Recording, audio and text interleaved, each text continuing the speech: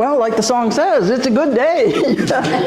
Thank you all for coming. We are so appreciative of y'all and grateful just for the opportunity to be here. That was It's a Good Day by McGuffey Lane. And I just thought it was the perfect way to start today. Just getting the energy going, getting the good vibes and the positivity of what we're all about. I'm Randi Bradbury, and this is Dyer.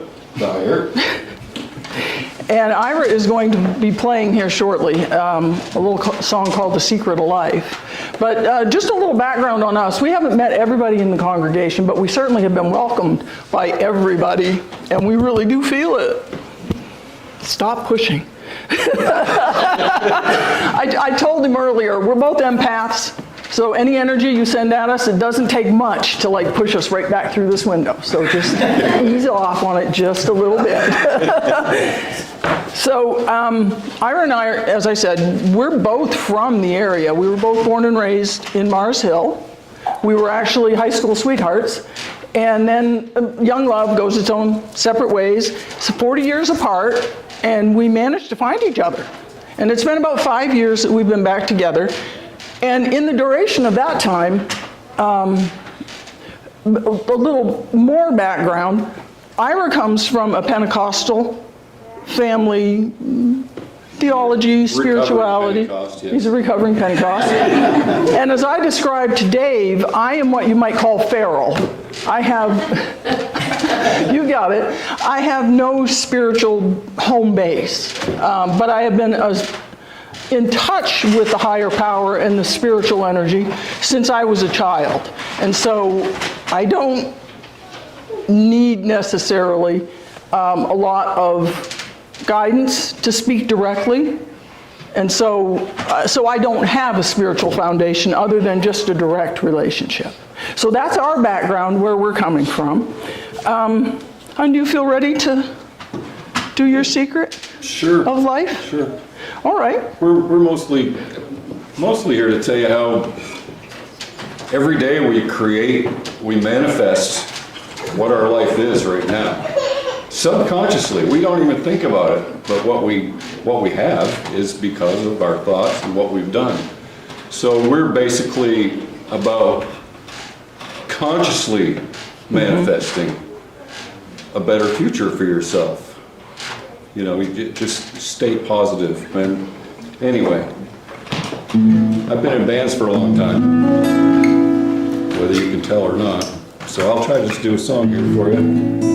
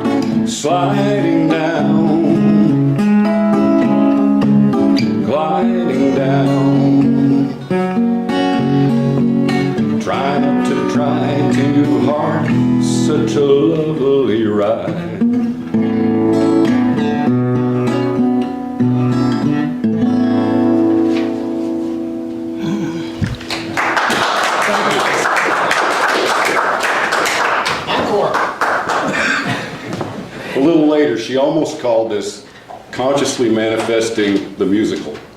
But we didn't want to go that far. Seriously. When we thought about offering up a service, we were like, well, what do we do? What do we have to offer? And the two things came to mind was manifesting and music. So we were like, well, manifesting the musical. And then we thought, well, that's hokey. But I don't care. We're hokey. But when we talked about offering it up, he said to me, well, it's an hour service. He said, I can cover, 30 minutes with the music and you can deal with the rest. And I said, honey, I don't know if I can talk for 30 minutes. And he laughed, kind of like that. But we really spent some time thinking about, well, what is it that consciously manifesting means?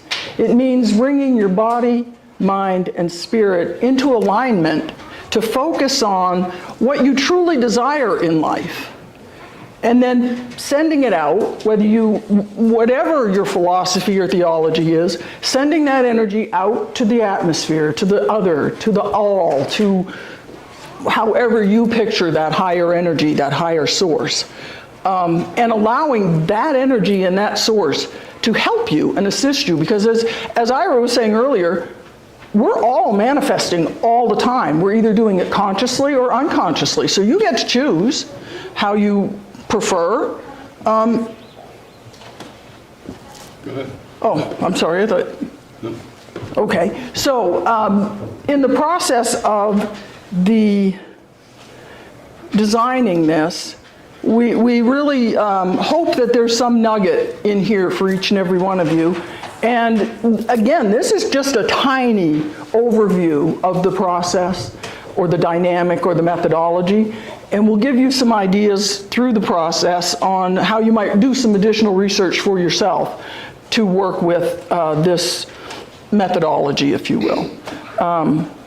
So before we get started and launch ourselves into that material, Dave, could I invite you up to do the reading and also a blessing with the chalice, please?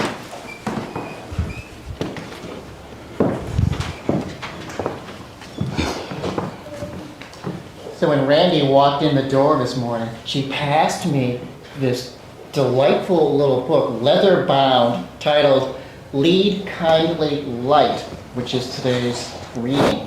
And you'll find a copy in your bulletin. And I was going to read off my iPad until Randi passed me this leather bound issue, which I will read from this morning. It's a quote by N.W. Zimmerman. The universe pays every man in his own coin. If you smile, it smiles upon you in return. If you frown, you will be frowned at. If you sing, you will be invited into gay company. If you think, you will be entertained by thinkers. And if you love the world and earnestly seek for the good that is therein, you will be surrounded by loving friends, and nature will pour into your lap the treasures of the earth. Thank you. Thank you. Dave, would you like to do a reading over the chalice? Would you like to do it now? So lighting the chalice,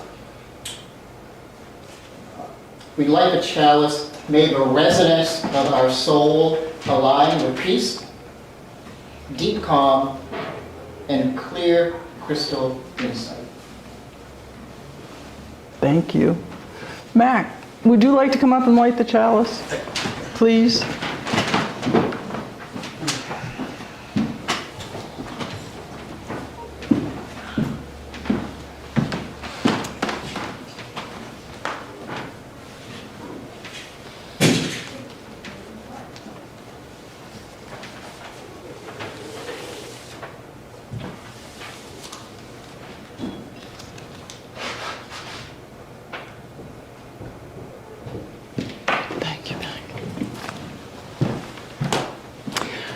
We're going to have a centering moment here. I'm going to ring this bell 3 times, and then we're going to spend 30 seconds or so in silence, and then I'll ring it the final 1 time to bring us all back to this moment. So if you're prepared.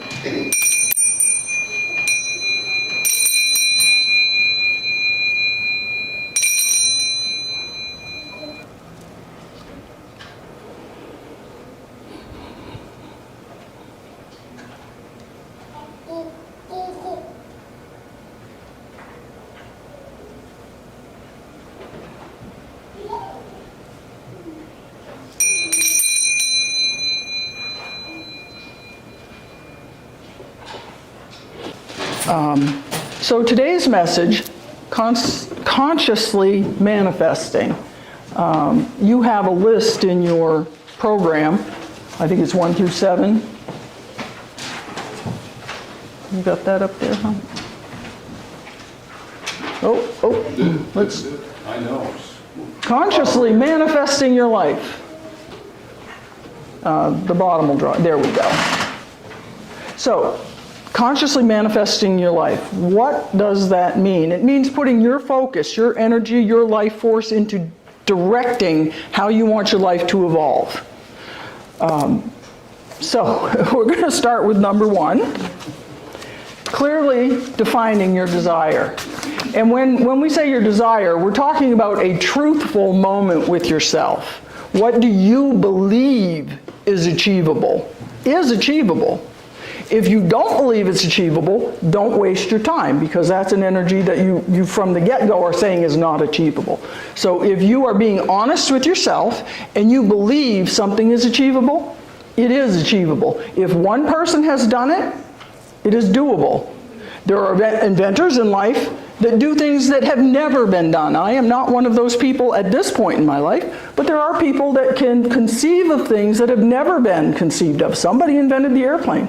Somebody invented the cell phone. So you're not limited in what's achievable. It's just that you have to believe that it is achievable. And so that is ruthless honesty with yourself. All right, so that's the first and most important thing. And if we all go back to the innocence, this, by the way, is my grandniece. Is she not the most beautiful little thing you've ever seen? And in her world right now, everything is achievable because nobody has told her it isn't. And that's an important key factor. Some of us need to deprogram in order to get rid of that negative self-talk. And so if you can take yourself back to when you were that innocent, you're golden. So number 1, clearly, honestly define your desires. The second thing, and the most powerful of the steps, and we discussed it a little bit earlier, is write it down. Now what you're looking at right there, I might likely not be standing here today if it weren't for that document. And that document is actually a little black book. It's not as evil as it sounds. That is a little black book that my father carried in World War II. He was an infantryman, and he worked in the supply lines at the front lines. And so they had these little journals, which were a week long, but they were made of an erasable nature, and that's a little chalk pencil there. And so, because paper was so scarce, they couldn't carry around a lot of paper, but they had to make a lot of notes. We've got a delivery of 500 head of beef cattle to the front. We've got to get them to this base. So he was constantly keeping track of things, and all the men in his line of work did the same thing. But what you're looking at there is actually, so my father was an infantryman, my mother was a whack. Surprised? I am not. My mother was a code breaker, and she was stationed in Italy. And my father was on a 3-day furlough, and he took out his little black book. They met in a cantina, and if you can read that, that is my mother's name, her rank, and when she joined the military. And this is how because back in those days, there were no cell phones. There weren't even reliable landlines. So the only way he could keep track of her was to write down this information. This is the one thing in his little black book that never got erased. And I am standing here today because he made that contract with himself to keep track of my mother after one day. And so many, many, many years later, they had 6 children. I was born and raised right here in Mars Hill, up the road, along with 5 of my siblings. And so I can't stress to you the importance of writing it down. Because what you do when you write it down, you are creating neural paths. There's a lot of science about what I'm talking about today. It's not just all airy-fairy, oh, strike me with some good luck. It's not that at all. There's a lot of science in creating the world you want to live in. And part of that is you make a contract with yourself. When you write it down, you're developing new neural paths that say, this is important to me. This is a focus I want to continue. And so writing it down is the very first step in owning it and saying, yeah, I believe it, I can achieve it, and I'm going to. So second step, write it down. Now I have a journal. In the process of writing it down, you want to make it easy. Keep a journal wherever you are, by your bedside, by your favorite rocking chair, in the car. Wherever you're struck by inspiration, keep your journal nearby. Now, I buy journals all the time. This is my current journal. I've got probably 6 of them. Picked them up at Martin's for like 50 cents a piece. But I love the whole graphic. It's like eternity, sparkled with gold. The golden moments, you know what I'm saying? So make your journal something that reflects you and your imagery, and that is important to you. It's like sacred. It's your sacred book. So write it down. So step 3 is you want to visualize it as fully as possible. Now this is where vision boards come in. Have any of you ever heard of a vision board? Yeah, a few people around the room. Okay, there's a wonderful piece of technology. It's a program called Pinterest. Have you ever heard of it? All it is a file sharing app that's nothing but photographs. So they're all like visual cues. And you can go on there and search anything you want to find. You can say, I want to see 3-bedroom ranches with a brick facade and a porch. And boom, you'll have 15 of them to choose from in a line. And then you can create these little files that you store them in, and you create your own boards that you can go back and look at. So much easier than the old way when we would do visual boards by buying magazines and cutting out pictures or drawing things. But it's a beautiful tool to use. And I don't have my phone up here, but on my Pinterest, if you scroll through, there's probably 40 different boards for 40 different things. There's brunch for a bunch. There's vegetarian dishes. There's the cabin in the sky. I mean, there's everything that I desire in life. Not everything, well, everything to date that I desire in life, I probably have a Pinterest board for. Because that's the visual that you're going to go back to and keep reminding yourself of the importance of what it is that you're trying to create. So not only do you need the visual of it, but you need to walk yourself through it. And let's use as an example a home. Whether you want to rent it or buy it, doesn't matter. That's your personal decision. But let's just say you want a home. And you want a home that's 3-bedroom, 2-bath, in a price range you can afford, in the school system that you've already researched and chosen for your children. You want it in a price you can afford. Maybe you'll do a little bit of work, but you want it move-in ready. And so you go on your Pinterest and you find those pictures and you plug it in, and then you spend time mentally visualizing yourself in that space. You're walking through the door. What's there? Are you entering your living room? Are you entering an entry? Are you entering the kitchen? Walk through the space. Feel how wonderful it feels to be home. Is there a smell, an aroma? Has somebody been baking bread? Is the crock pot on and you feel like mom is there? You know, you really want to allow yourself that energy of living that moment. And then, when you fully own it, be thankful. Because it's not a wish or a dream. It is a reality waiting for you to step into it. And so the more you can visualize the reality of that, what it feels like, what it looks like, what it tastes like, what it smells like, and you own it, then you've already put it out there to those energies, whether you want to look at it from the science point of view or from the spiritual point of view. I personally, I'm a spiritualist. So I enlist my angels to help me find these things and to work with me to bring them to fruition. So it's really, really important that you take that step, that you own it, you live it, you walk through it, you breathe it, you eat it, and be thankful, truly thankful for it. This, by the way, that's a pretty focused cat, wouldn't you say? That's our Izzy. That's actually one of our cats. We felt that today, if we were going to bring the personal, then we were going to bring the personal.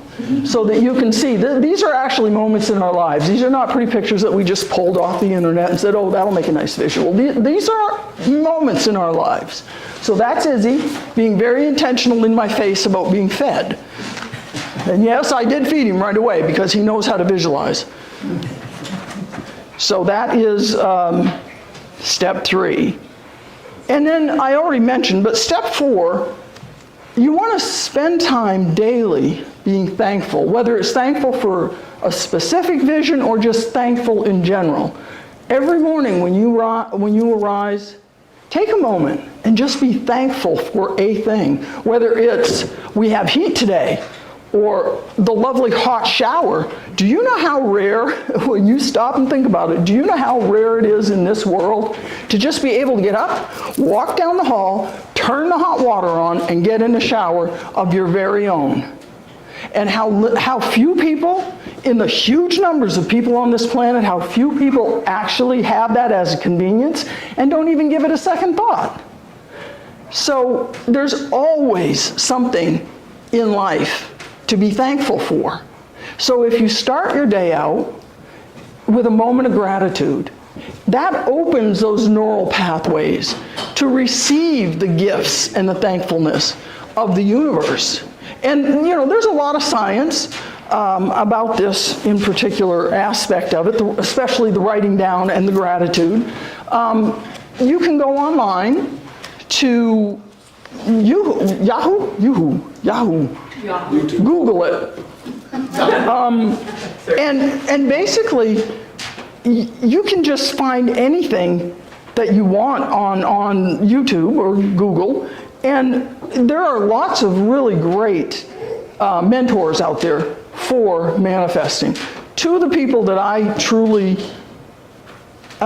take a lot of meaning from, Mel Robbins, no relationship to Tony Robbins that I'm aware of, but she comes from that more science background of how this works, why it works the way it works. And she's very specific in her delivery.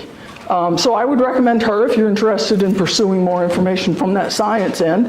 And Dr. Wayne Dyer has done a lot of work in that field as well, which is more from the spiritual end of it. But so I'm kind of a combination of both. Like I said earlier, I'm feral. So I don't have a specific doctrine that I must adhere to. When it strikes me, I know it, and that's all there is to it. And I think I just blew out your speaker. I went, anyway, it's good, we're good. So I would say, take the time to be thankful and know that it's not an airy-fairy. There's science behind it. And that actually is a moment that I spend every day being thankful. That's on our mantle at home. And no, the wings didn't come with Buddha. I put them there. Because like I said, I don't adhere to a specific spiritual tradition, so I'm free to mash it up.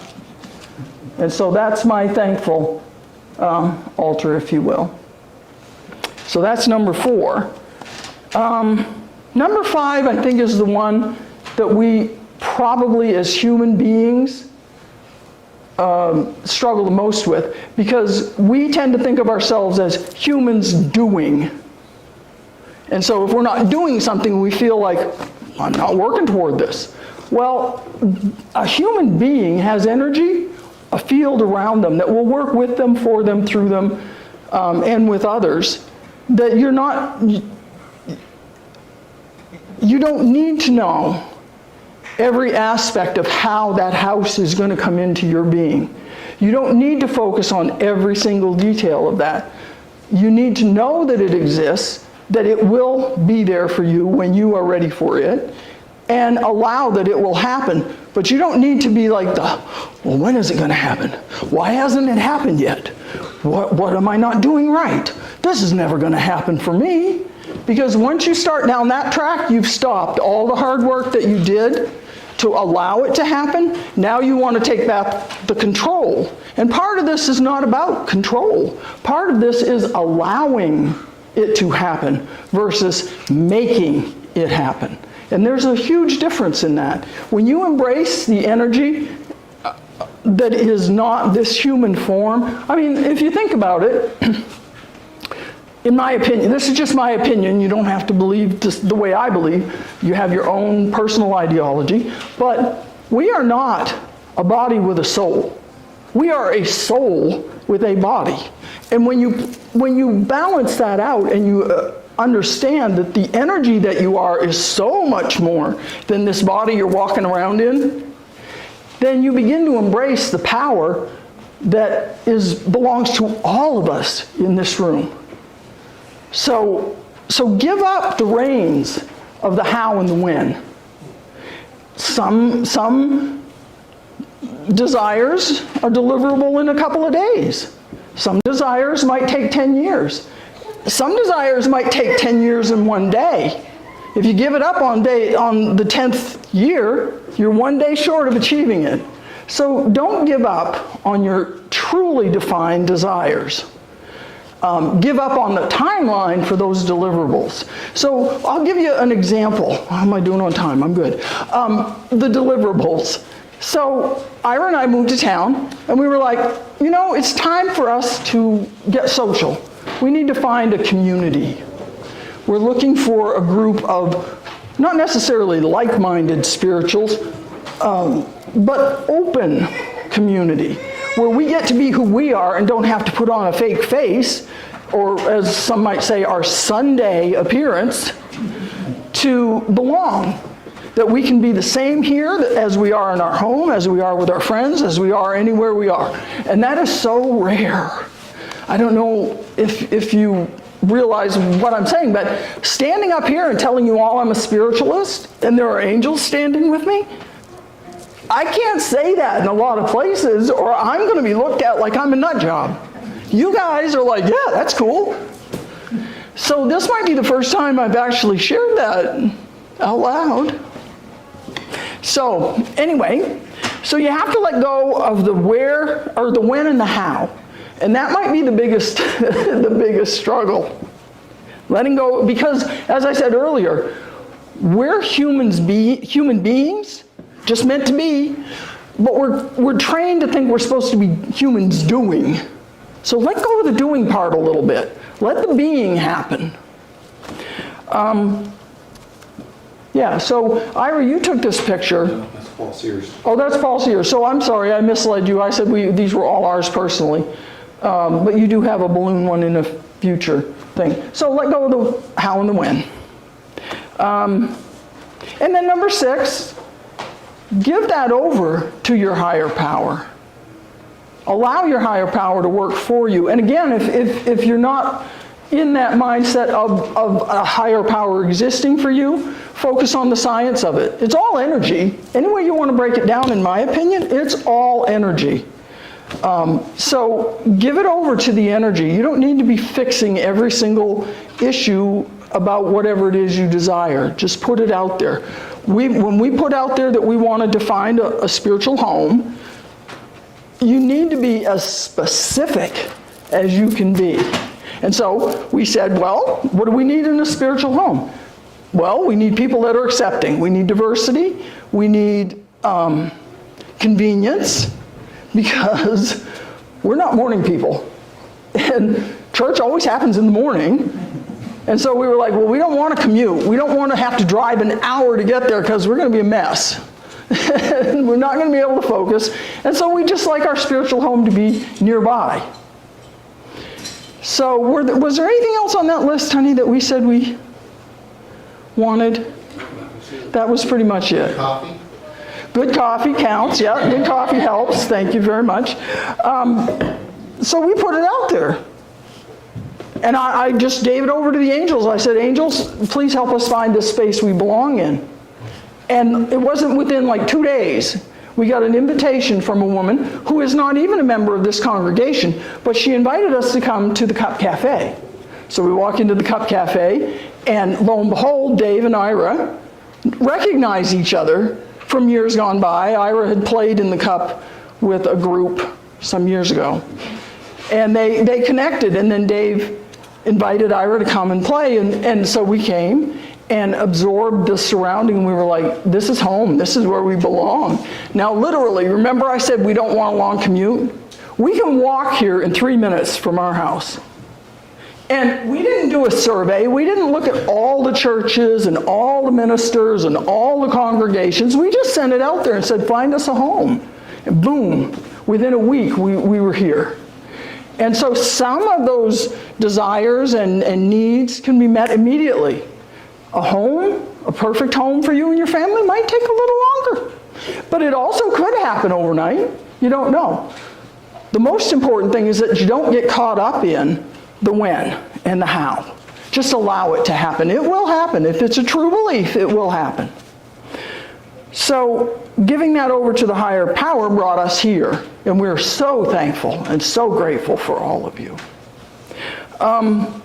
And then that brings us to good old number 7. Oh, and this is one of our areas in our home, and I wanted to put that on there specifically because we're all coming from different spiritual backgrounds, but we're all dealing with the same energy, the same love, the same source of who we are and how we want to portray our energy in life. And so I wanted to include that because this is such an all-inclusive group, and we really, really, really are grateful and appreciative of that. And then number 7, so I already told you, let go of the how and the when. But when you get the signs that your desire is being delivered, be prepared to participate. Don't blow it off at the last minute like, oh no, this can't be for me, or this isn't real, or this is, I don't know about that. I mean, we could have easily just said, no, we're not going to the cup tonight. But it was a sign. It was like, that's a church, and it's music, and we like both of those things, so let's go check it out. We had no clue when we walked in the door that there would be that close of an affinity so quickly. But when the signs appear, be prepared to participate. That's the final element. If you're looking for the home, the perfect home, well, there's work to be done. You need to be focused on what school system it's going to be in because I have kids, how many rooms I need, the budget, how the budget's going to work out. And then all of the issues around that, like, well, I'm going to go talk to the mortgage broker and make sure that I know how much money I can afford to spend on this thing. So you're behind the scenes preparing to accept the gift when it's delivered because you know it's coming. So don't drag your feet on things that appear in front of you to assist. So be prepared to participate. And that's where your energy comes in. That's where your human doing is needed and is a very, very important part of accomplishing those desires.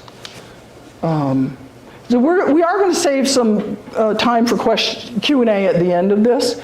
And so I meant to ask, I'm sorry I didn't ask earlier, is there anybody here now purposely on, working with manifesting? Yes, great. Well, during Q&A, if you'd like to throw in some tidbits of how you do what you do, I think that would be most helpful to the group. Guys all awake still, or nobody been napping? The last time I played this song, I was told that everybody was singing in the background and I didn't hear it. So this time I'm going to do it again. And you guys, I want you to be my backup singer. So sing loud and strong. It's a song that we all know. So it should come out a whole lot better this time. You can play the game, you can act out the part, even though it wasn't written for you. Tell me, how can you stand there with your foolish pride, all by yourself alone? But one thing can lead to another, it doesn't take any sacrifice. Father and brother, sister and mother, if it feels nice, well, don't you think twice. Shout to the people you love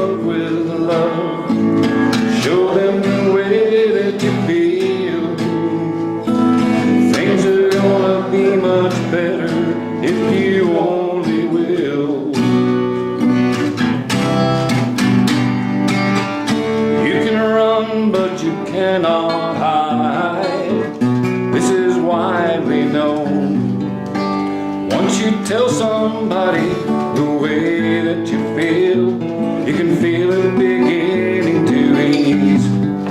I think it's true what they say about the squeaky wheel, always getting the grease. Ready? Got to shower the people you love with love. Show them the way that you feel.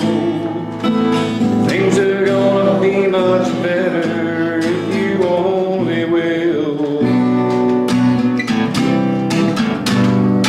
Shower the people you love with love. Show them the way that you feel. Things are gonna be much better if you only will.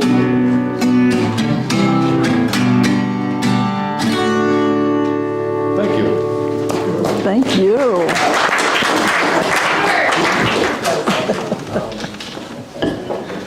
Now you know why I'm so smitten.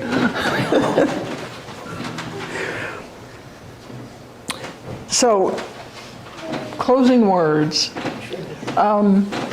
Today has been such a pleasure for us, and we really do appreciate you all being here. As you go through your day, your week, your month, your year, you know, when we started here with the church, you were in your belonging year, and we came along, and now we belong. And then you moved into your earthworks year, and so that's going to be a focus for us this year, to manifest some really meaningful methods and actions that help protect this planet that we as human beings, for the moment, reside on. It's our duty, our responsibility as caretakers. So use this tool, this manifesting, to help you define how you can aid in that and really amplify that energy, that resource. So that was part of the next step of manifesting for us. First was the belonging, now it's earth care. But it was interesting to me that in last week's service, we're also entering our financial tithing period. And manifesting for tithing is like one of the most powerful things you can do, because you're committing not just your energy, but resources. And maybe right now resources are tight. Work on manifesting those resources, and you might be surprised. Not might be, you will be surprised by what you're able to create with the focus and the intention. So we wanted to tie all those elements together into our presentation on manifesting today, because it's so much more than just, well, I want, so therefore you can use it in a much bigger way, a more open way, a more encompassing way, and we hope that you do. So with that, we're going to open it up a little bit to questions and answers. Like I said, there's a lot of material crammed in here. So if you have any questions, yes? A quick statement from me so that I understand how powerful manifesting is and how to do it properly. The difference between desire and purpose is virtue. You take desire, you add virtue, you add principles, it becomes a core identity and effortless manifesting. It becomes a being instead of a doing. There you go. So you just got to focus on your virtues and your values so that you harmonize with all the people around you, all the things coexist properly, and there's momentum, there's investment, there's positivity, and everybody's just blessing each other. Anybody else? Yes, Dan. A statement? Yes. I believe in angels. And darling, they believe in you. Thank you. Anybody else? Question? Yes. Donna. The ability to step back and look at the full situation that you're faced with in life sometimes requires patience and persistence, because obstacles sometimes are in the way, and you have to improvise, adapt, and overcome. And being able to do that sometimes is a challenge that then does transform into the attainable, and it's happy, Absolutely. fulfilling. Thank you. Yes. Thank you for that, the whole service. It was You're welcome. wonderful. And in my own life, I have found that when I can get out of my own way, when I'm committed and not attached, when I can have gratitude and forgiveness, and then visualize, then magical things happen. Awesome. Yeah, thank you for reaffirming that. You know, Donna brought up a very good point about the challenge, and you were tying into that. A big part of manifesting is change. If you already had what you wanted, you wouldn't need to change. So if there's something that you're attempting to manifest, there's something about you that also needs to change. And I think Josh was tying into that as well, about getting your core element aligned with the purpose and the values. And when you do that, it makes it so much easier because you don't run into so many obstacles. The obstacles kind of get magically removed from your way. Not that it's a cakewalk. I mean, we deal with lots of stuff on a regular basis, but we also have that undying faith that it is solvable, it is doable, this too shall pass. And so if you can stay in that flow of accepting what is yours with gratitude, then it is doable. Anybody else? I have a question for both of you. Yes, Steve. Because you mentioned a few times that you were making this, you were bringing this as a personal thing. So as a couple, is the things we're reading here, the principles, the ideas of manifesting, something you share in and work through together and to guide your life? And I'm interested in how the process works between two people. Maybe you should take this one. We're about on the same page on everything.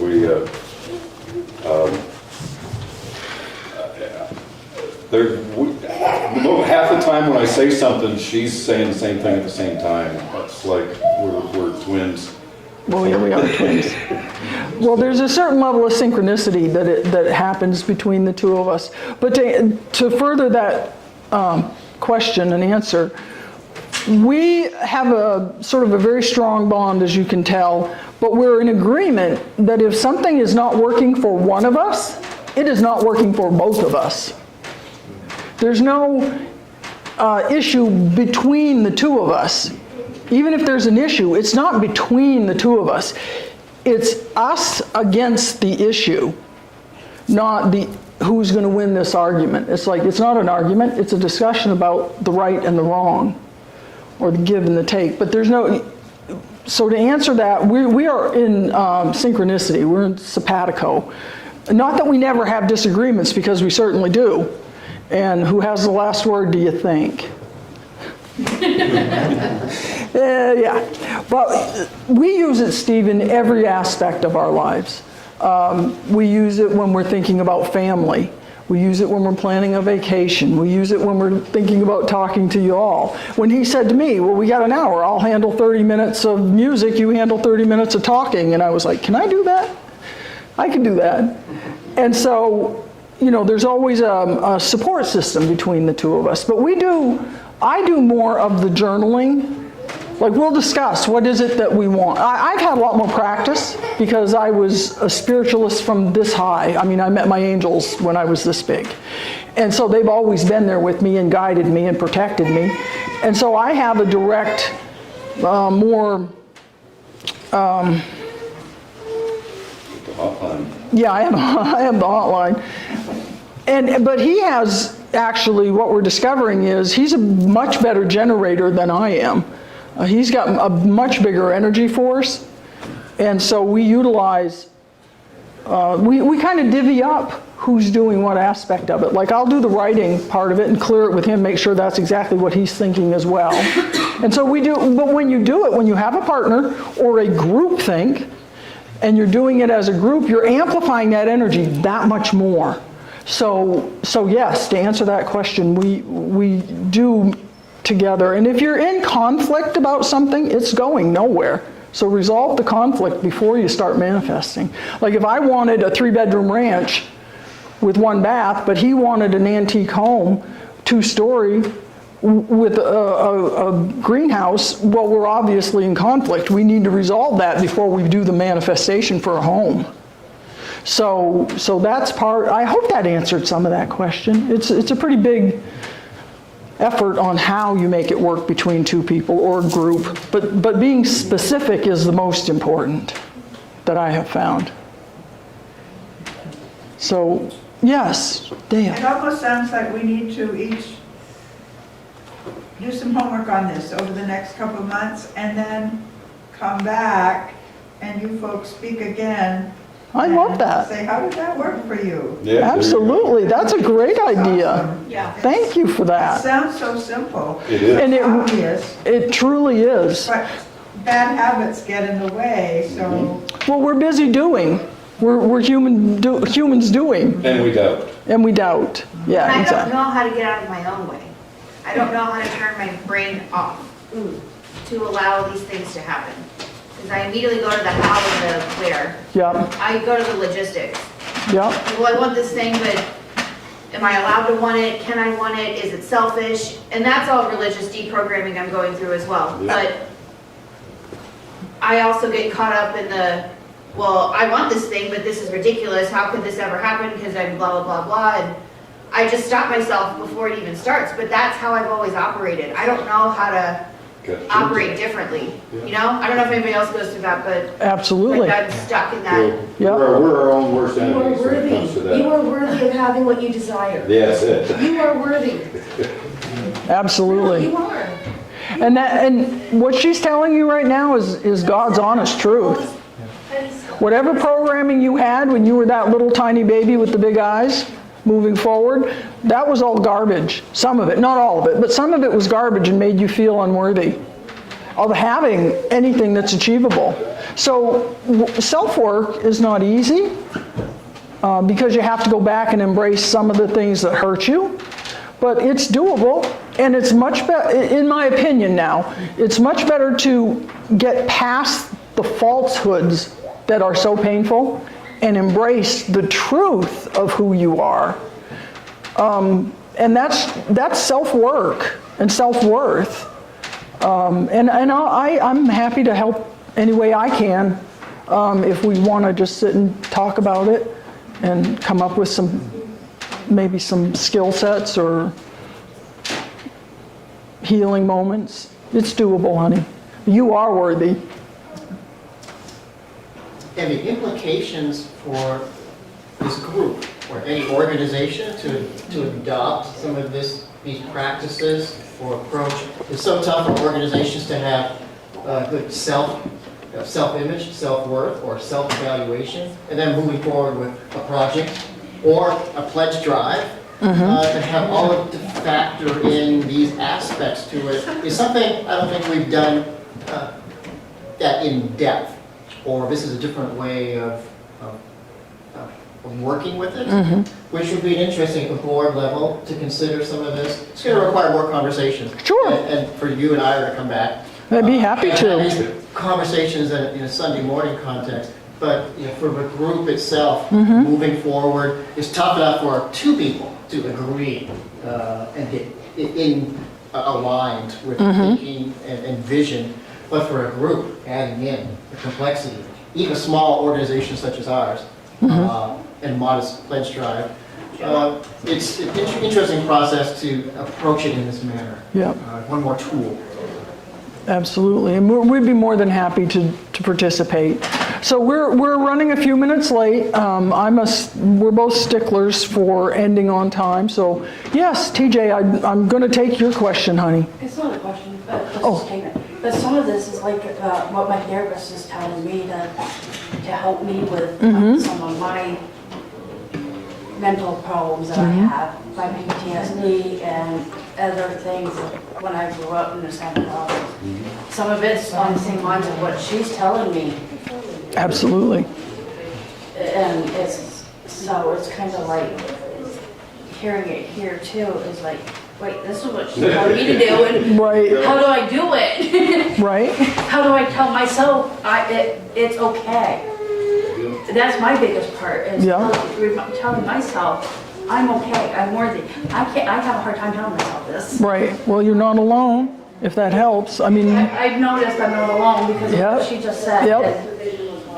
And that's what my therapist is telling me, is to remind myself, I am worthy, I'm okay, but it is part of therapy too. And absolutely. Well, I'm going to, as I said, we're over time now, but I am going to share a little tidbit that's going to address what you're talking about and also what Jess was mentioning, self-worth. So I mentioned I'm from a large family.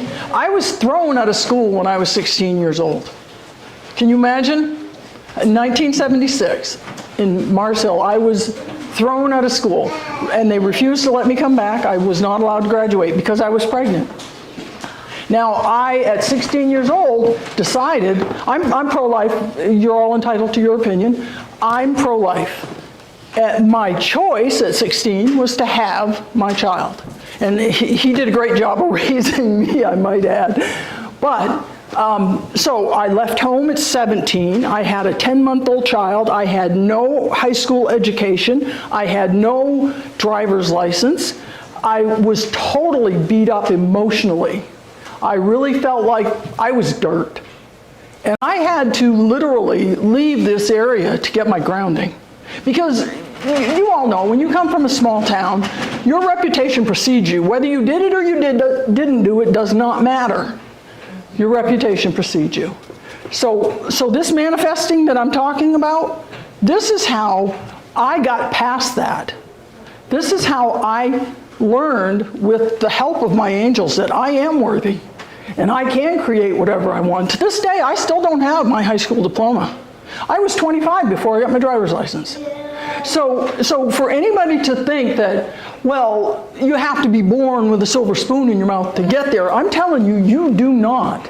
You can start wherever you are and build a better day, day by day by day. And so I wanted to share that specifically because I know sometimes people look at me and they think, oh, well, she's had it easy. Or she comes from a great family. I did come from a great family. But we were what you would call underprivileged and held down by that. So to talk to your self-esteem issues, I understand where you're coming from. And I'm here, standing here today to prove to you it is doable. It is within your energy, your resources, and your ability to lift yourself up and allow that higher power to heal that, whatever that wound is. So that's all I'm going to say on that subject. So are there any other questions? Okay. So we're going to close now with a little Sister Hazel. And this might address what both of you are speaking of.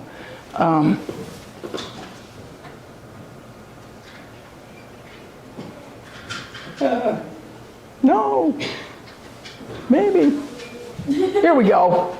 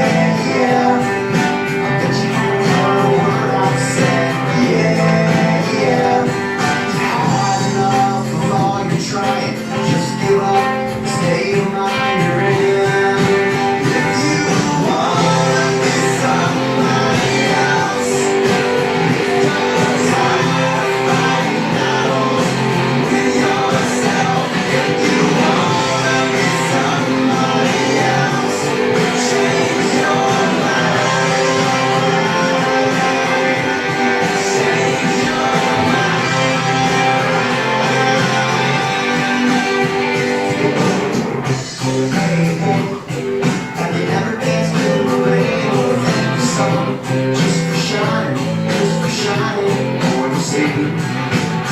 Oh no, take it all in the world to show. Yeah, you look much better when you glow. Yeah, yeah, you've heard every word I've said. Yeah, yeah, you've had enough of all your trying. Just give up, stay in line you're in.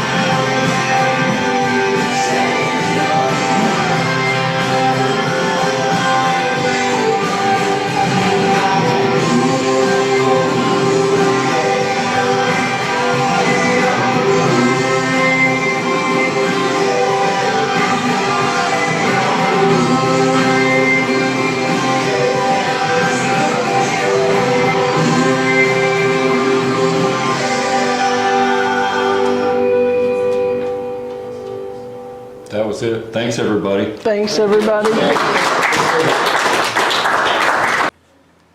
want to thank everybody for tuning in today. If you'd like to show your support, please hit the like button, subscribe to our channel if you're not already subscribed, and help us out by sharing this message by clicking the share button. If you'd like to make a monetary donation to you, Church Holton, there is a link to our online donations in the video description down below. And again, thank you so much and have a blessed day.